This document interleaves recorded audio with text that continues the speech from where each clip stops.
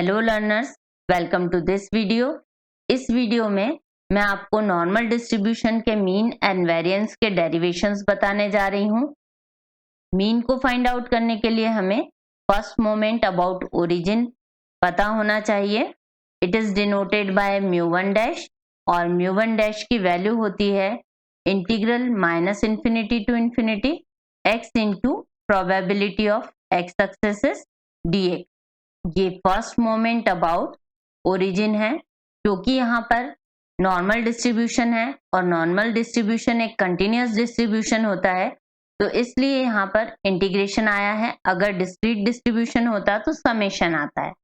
अब हम normal distribution की डेफिनेशन से जानते हैं कि probability of x successes is given by 1 upon sigma into root 2 pi into e raised to power minus 1 by 2 x minus mu upon sigma whole square। यहाँ पर mu mean को show कर रहा है और सिग्मा स्टैंडर्ड डेविएशन को, तो इस डेफिनेशन को हम यहाँ पर यूज कर लेंगे। तो it can be written as integral minus infinity to infinity x into 1 upon sigma root 2 pi into e raised to power minus 1 by 2 x minus mu upon sigma whole square। अब हम जानते हैं कि z x minus mu upon sigma से denote किया जाता है, जहां z स्टैंडर्ड वेरिएट है, और इसको हम लिख सकते हैं z into sigma is equal to x minus mu और x is equal to mu plus z sigma. अब इसे अगर हम सब्स्टिट्यूट कर रहे हैं तो डिफरेंशिएशन भी फाइंड आउट कर लेते हैं। dx ये कांस्टेंट तो 0 हो जाएगा, dz इंटू सिग्मा, और ये सब्स्टिट्यूशन हम इस एक्सप्रेशन में कर देंगे। तो यहाँ पर हमें लिमिट्स में कोई चेंज नहीं मिल रहा है, limits minus infinity to infinity है क्योंकि x और z के अलावा जो भी टर्म्स है वो कांस्टेंट है, तो उसका कोई इफेक्ट इन पे नहीं आ रहा है। और x के प्लेस पर म्यू प्लस z सिग्मा लिख देंगे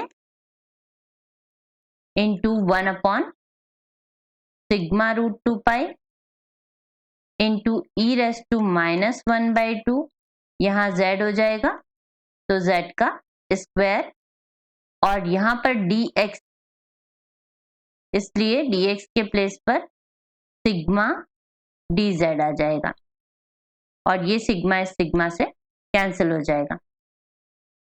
अब हम इंटीग्रेशन को सेपरेट करके लिख लेते हैं। तो minus infinity to infinity mu into e raise to minus 1 by 2 z square d z, ये फर्स्ट टर्म आ जाएगा। Second term plus minus infinity to infinity z into sigma into e raise to minus 1 by 2 z square d z. ये दोनों terms separate हमने intentionally किए हैं क्योंकि यहाँ पर एक इवन फंक्शन बन रहा है और दूसरा ऑड।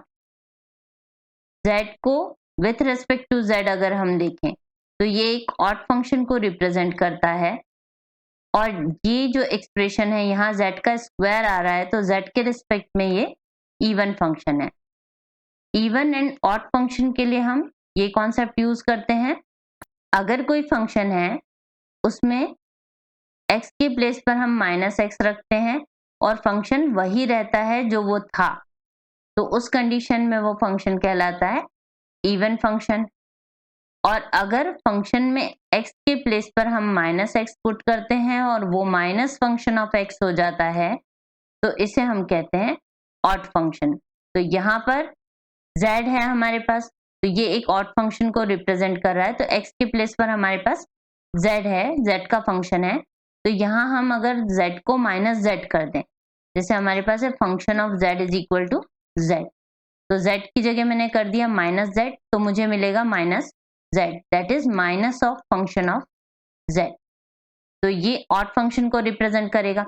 और अगर फंक्शन ऑफ z स्क्वायर होता है तो उस कंडीशन में जब हम z की जगह माइनस z पुट करते हैं तो ये माइनस z का स्क्वायर होता है, और इसकी वैल्यू z स्क्वायर आती है, जो कि अगेन फंक्शन ऑफ z के बराबर है। तो यहाँ function of minus z function of z के बराबर है, इस कारण से ये इवन फंक्शन को रिप्रेजेंट कर रहा है। तो यहाँ ये ऑड फंक्शन हो गया और ये इवन फंक्शन हो गया। इस वजह से हमने ये ऑड और इवन यहाँ पर लिखे हैं। एक और कॉन्सेप्ट हम यहाँ पर यूज करेंगे कि odd into even function odd function को रिप्रेजेंट करता है, क्योंकि ऑड फंक्शन का साइन नेगेटिव होता है और इवन का पॉजिटिव। तो नेगेटिव इंटू पॉजिटिव नेगेटिव मिलेगा। तो इस कारण ये पूरा जो है ये ऑड फंक्शन है। और ये सब हम इसलिए कर रहे हैं क्योंकि हमारे पास एक प्रॉपर्टी होती है integral minus a to a function of x dx is equal to 2 times 0 to a function of x dx if function of x even and is equal to 0 if function of x is an odd function।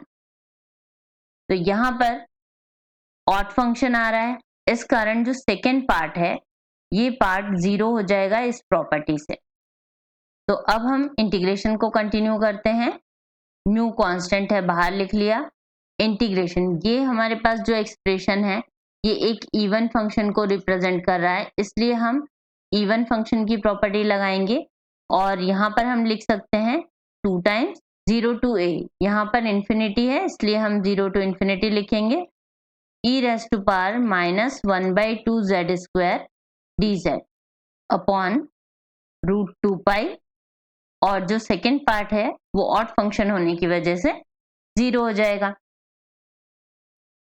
अब हम again substitution use करेंगे। तो substitution में यहाँ पर हम z square upon 2 को substitute कर रहे हैं t के बराबर। तो इससे हमें मिलेगा z square is equal to 2t और इसका डेरिवेटिव आ जाएगा 2z dz is equal to 2 dt। 2 both side से हटा देंगे तो हमें dz की वैल्यू मिल जाएगी dt अपॉन z। और z की वैल्यू हम यहाँ से लिख सकते हैं रूट 2t। तो इसे हम लिख सकते हैं dt upon under root 2t। यहाँ पर भी कांस्टेंट का वेरिएशन है, तो इसलिए यहाँ भी लिमिट में कोई चेंज नहीं आएगा, क्योंकि जब हम z को 0 रखेंगे तो t भी 0 होगा और जब z को इनफाइनाइट रखेंगे तो t भी इनफाइनाइट होगा। अब हम इसे लिख सकते हैं 2 mu upon root 2 pi into integral 0 to infinity e raise to power minus t into dt upon root 2t। यहाँ से अंडर रूट 2 बाहर आ जाएगा और ये 2 कैंसिल हो जाएगा। तो अब हमारे पास बचेगा mu upon under root pi. t की पावर को हम न्यूमरेटर में ले लेते हैं तो e raise to minus t और ये जो t की पावर है ये माइनस 1/2 आ जाएगी dt। अब ये एक वेल नोन इंटीग्रेशन बन गया है, बस इसे हमें स्टैंडर्ड फॉर्म में कन्वर्ट करना है। तो हम गामा फंक्शन की डेफिनेशन से जानते हैं कि gamma n is equal to integral 0 to infinity e raise to minus x raise to n minus 1 dx होता है। यहाँ पर हमारे पास x के प्लेस पर t है, e raise to minus t, तो ये कंपेरेबल हो गया।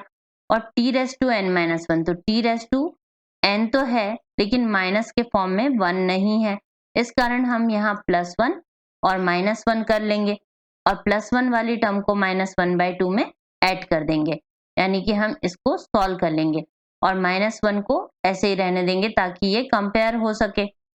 तो अब हम यहाँ लिख सकते हैं mu upon under root pi integral 0 to infinity e raise to minus t raise to 1 minus 1/2 1/2 हो जाएगा -1 dt। अब ये एक्सप्रेशन इस एक्सप्रेशन से कंपेरेबल है। वेरिएबल x की जगह हमारे पास t है, तो हम लिख सकते हैं कि यहाँ पर n की वैल्यू 1/2 है। n की जगह अगर 1/2 होता है और x की जगह t होता है तो सेम एक्सप्रेशन है। और n का इफेक्ट क्या है? n का इफेक्ट ये है कि ये गामा n की वैल्यू थी, तो यानी ये जो एक्सप्रेशन मिला है ये गामा 1/2 की वैल्यू को शो कर रहा है।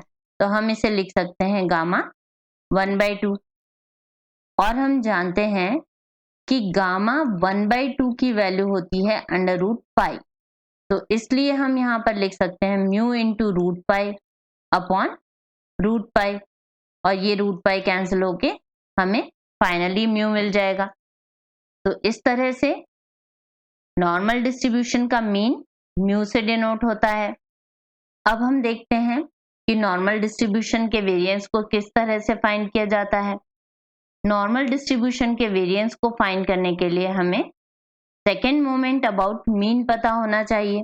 Second moment about mean is given by μ2 is equal to integral -∞ to infinity x minus μ1 dash whole square into probability of x successes dx is equal to integral -∞ to infinity x minus μ का whole square into 1 upon sigma into √2 pi e raised to -1/2 into x minus mu upon sigma का square.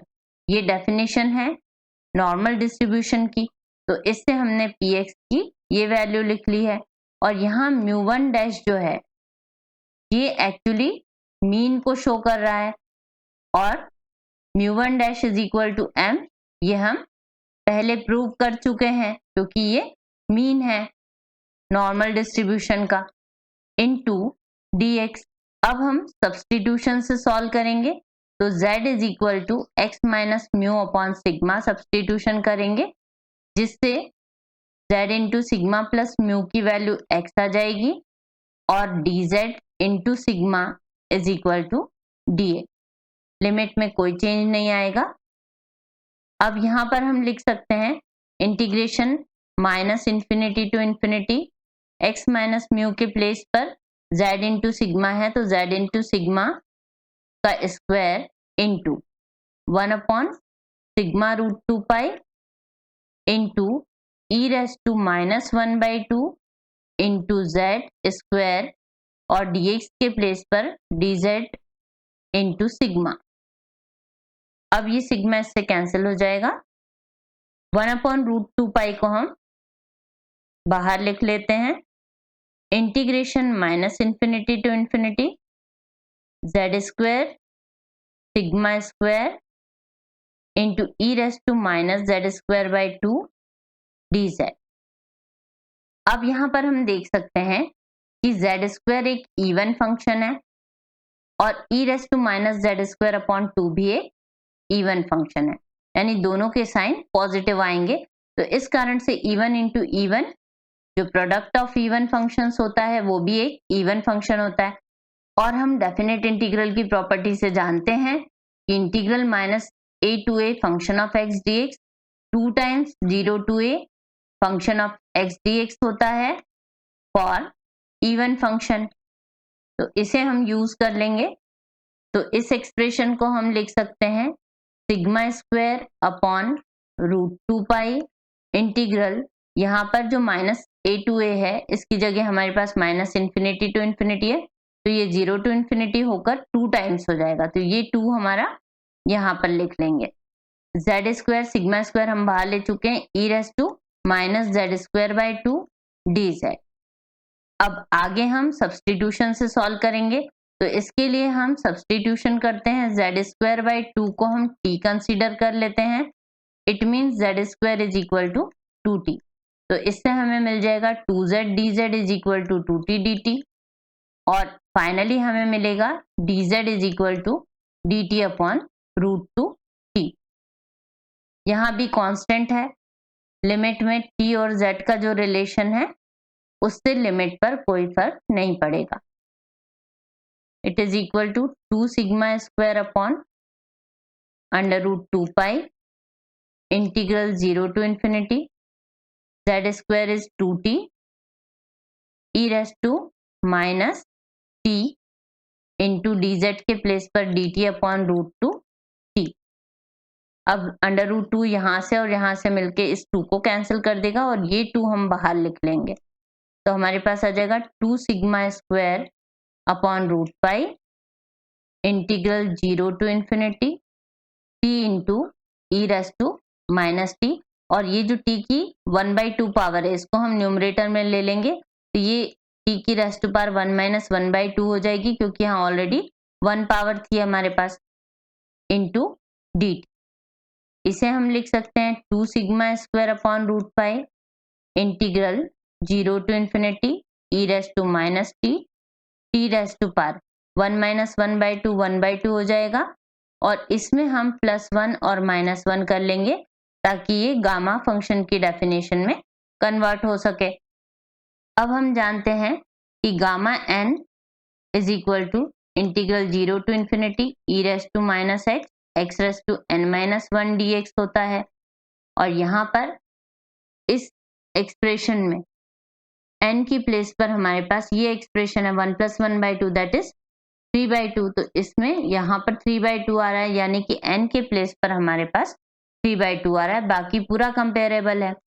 तो इस वजह से हम इसको लिख सकते हैं 2 sigma square upon root pi into ये एक्सप्रेशन गामा 3/2 में कन्वर्ट हो गया। अब हम गामा की डेफिनेशन से इसको सिंप्लीफाई कर सकते हैं। Gamma 3/2 can be written as gamma 1/2 plus 1, and we know that gamma n plus 1 is n gamma n, तो यहाँ n के प्लेस पर 1/2 हो गया, n gamma n से हम इसको लिख सकते हैं 1/2 gamma 1/2, also gamma 1/2 is equal to under root pi, इस वजह से हम इसको यहाँ पर लिख सकते हैं 1/2 इंटू रूट पाई, तो ये हमारे पास गामा 3/2 की वैल्यू आ जाएगी। तो इसे हमने लिख दिया 1/2 रूट पाई, और यहाँ से ये 2 कैंसिल हो जाएगा और ये अंडर रूट पाई कैंसिल हो जाएगा, तो हमारे पास बचेगा sigma square, and we get variance of normal distribution. तो variance of normal distribution is sigma square. अगर हमसे स्टैंडर्ड डेविएशन पूछा जाए तो under root of sigma square that is sigma. तो इस तरह से हम नॉर्मल डिस्ट्रीब्यूशन के मीन और वेरिएंस फाइंड कर सकते हैं। Thanks for watching.